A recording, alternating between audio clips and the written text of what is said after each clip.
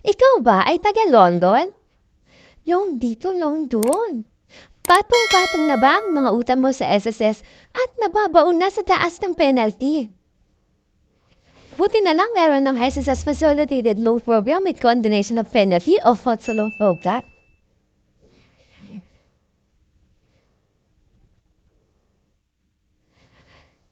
Para ka lang nag-mid lane tapos GG lahat ng kalaban. Kasi principal at interest na lang ang babayaran mo. Maaari nga ma-waive ang penalty ng loan mo.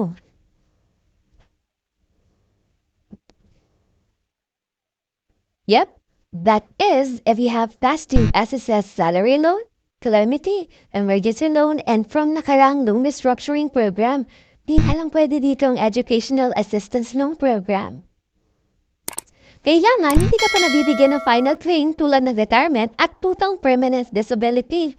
At hindi ka rin na-disqualify dahil sa fraud committed against SSS. At higit sa lahat, meron ka dapat na active My.SSS account dahil online ang filing nito.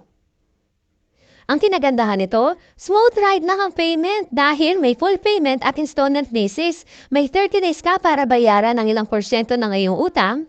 At ang matitira ay maaari mong bayaran ng 6 months to 60 months. So ano pang hinihintay nyo?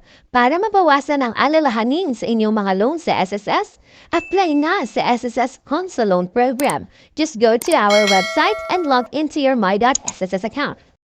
If sa tingin mo, natulungan ka ng video ko na ito, nakasave ka sa oras mo, you can click yung thanks button at any amount ay malaking help sa pag-grow ng channel ko. Yan lang po muna ang aking update.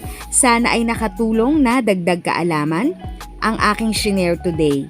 Ang goal ng aking channel ay mag-create ng awareness. Kung ganitong mga topic ang gusto mo, panoorin mo ang mga videos ko na ito.